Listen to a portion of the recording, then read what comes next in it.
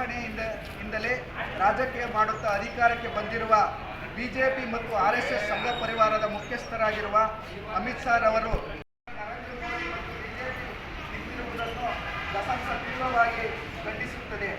ಅಂಬೇಡ್ಕರ್ ಅಂಬೇಡ್ಕರ್ ಅಂಬೇಡ್ಕರ್ ಎನ್ನುವುದು ಈಗ ಫ್ಯಾಷನ್ ಆಗಿದೆ. ಅಂಬೇಡ್ಕರ್ ಅವರನ್ನು 1946ರಲ್ಲಿ ಇದೇ ಕರ್ನಾಟಕದ ಬಿಜಾಪುರ ಜಿಲ್ಲೆ ಬಸವನ ಬಾಗೇವಾಡಿ ಅಲ್ಲಿ ಕಡ್ಕೋಳ ಅಂತ ಒಂದು ಗ್ರಾಮ ಬರುತ್ತೆ. ಅದರಿಂದ ಸಾತನೂರಲ್ಲಿ ದಲಿತರು ದನಕರನ್ನ ತೊಳೆದು 50 ಮಂದಿ ಅಮಾನುಷ ಕಡ್ಕೋಲುಗಳು ಮಾಡ್ತಾರೆ. ನೀವು ದೇವರನ್ನ ಪೂಜೆ ಮಾಡಿ ಅಂತ ಹೇಳಿದ್ರಲ್ಲ ಅಮಿತ್ ಶಾ ಅವರೇ, ನೀವು ದೇವರನ್ನ ಜಪ ಮಾಡುತ್ತಿದ್ರೆ ಇಂದಿನ ಕಾಲದಲ್ಲಿ ದೇವರನ್ನ ಜಪ ಮಾಡಿ ಆದಿವಾಸಿಗಳಾಗಿ ಮತ್ತು ದೇವದಾಸಿಗಳಾಗಿ ಮಹಿಳೆಯರು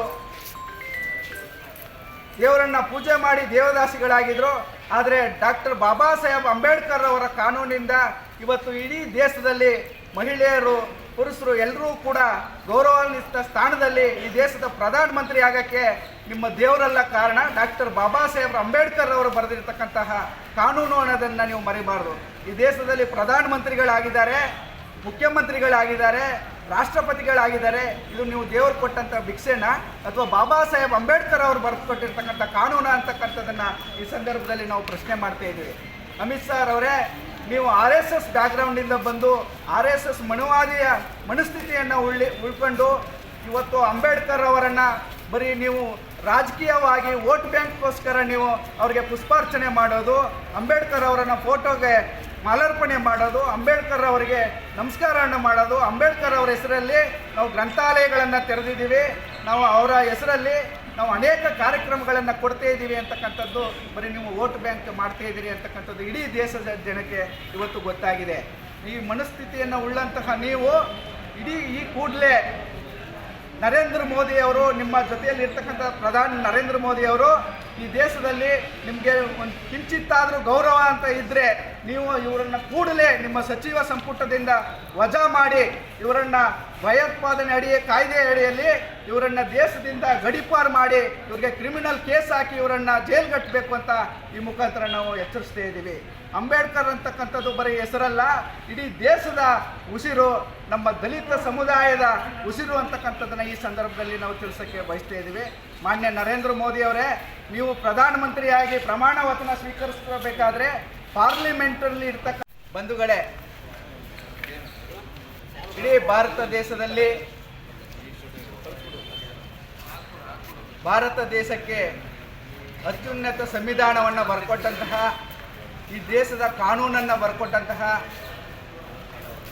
192 ರಾಷ್ಟ್ರಗಳು ಏಕಕಾಲದಲ್ಲಿ ಗೌರವಿಸ್ತಕ್ಕಂತಹ ಸಂವಿಧಾನದ ಕರ್ತೃ ಡಾಕ್ಟರ್ ಬಾಬಾ ಸಾಹೇಬ್ ಅಂಬೇಡ್ಕರ್ ಅವರ ಬಗ್ಗೆ ಇತ್ತೀಚಿನ ದಿನಗಳಲ್ಲಿ ಕೇಂದ್ರದ ಗೃಹ ಮಂತ್ರಿಯಾಗಿರ್ತಕ್ಕಂತಹ ಮಾನ್ಯ ಅಮಿತ್ ಶಾ ಅವರು ರಾಜ್ಯಸಭೆಯಲ್ಲಿ ಮಾತನಾಡುತ್ತಾ ಒಂದು ಹೇಳಿಕೆಯನ್ನು ಕೊಟ್ಟಿದ್ದಾರೆ.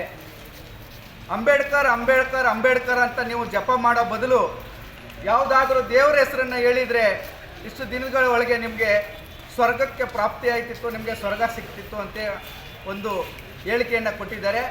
ಈ ಹೇಳಿಕೆಯನ್ನು ಮತ್ತು ಅಮಿತ್ ಶಾ ಅವರು ಮಾತನಾಡಿರ್ತಕ್ಕಂಥದ್ದನ್ನು ನಮ್ಮ ನಂಜನಗೂಡು ತಾಲೂಕು ದಲಿತ ಸಂಘರ್ಷ ಸಮಿತಿಯಿಂದ ತೀವ್ರವಾಗಿ ನಾವು ಈ ದಿನ ಖಂಡಿಸ್ತಾ ಇದ್ದೀವಿ. ಯಾಕಂದರೆ ಡಾಕ್ಟರ್ ಬಾಬಾ ಸಾಹೇಬ್ ಅಂಬೇಡ್ಕರ್ ಅಂತಕ್ಕಂಥದ್ದು ಬರೀ ಹೆಸರಲ್ಲ, ಇಡೀ ಭಾರತ ದೇಶದ ಉಸಿರು.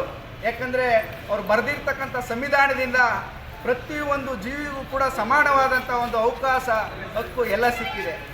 ಬರೀ ಅಮಿತ್ ಶಾ ಅಂತಕ್ಕಂಥದ್ದನ್ನು ಬರೀ ಹೆಸರು ಅಂತೇಳಿ ನೀವು ದೇವರನ್ನು ನೀವು ಪೂಜೆ ಮಾಡಿ ಅಂತ ಹೇಳಿದಿರಲ್ಲ ಮಾನ್ಯ ಗೃಹ ಮಂತ್ರಿಗಳೇ, ನೀವು ಡಾಕ್ಟರ್ ಬಾಬಾ ಸಾಹೇಬ್ ಅಂಬೇಡ್ಕರ್ ಅವರು ಬರೆದಿರ್ತಕ್ಕಂಥ ಕಾನೂನಿನಡಿಯಲ್ಲಿ ನೀವು ಈ ಕೇಂದ್ರದ ಗೃಹ ಮಂತ್ರಿಯಾಗಿ ಒಂದು ಗೌರವಾನ್ವಿತ ಹುದ್ದೆಯಲ್ಲಿದ್ದೀರಾ.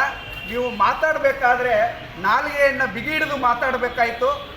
ಈ ದೇಶದ ಗೃಹ ಮಂತ್ರಿಯಾಗಿದ್ಕೊಂಡು ಒಂದು ಕಾನೂನನ್ನು ಗೌರವಿಸ್ತಕ್ಕಂಥದ್ದು, ಕಾನೂನು ಸುವ್ಯವಸ್ಥಕ್ಕಂಥ ಕಾಪಾಡ್ತಕ್ಕಂಥ ನೀವೇ ಈ ದೇಶಕ್ಕೆ ಅಲ್ಲೋಲ ಕಲ್ಲೋಲ ಆಗೋ ರೀತಿ ಒಂದು ಹೇಳಿಕೆಯನ್ನು ಕೊಡ್ತಾ ಇದ್ದೀರಿ ಅಂತಂದರೆ ನಿಮ್ಮ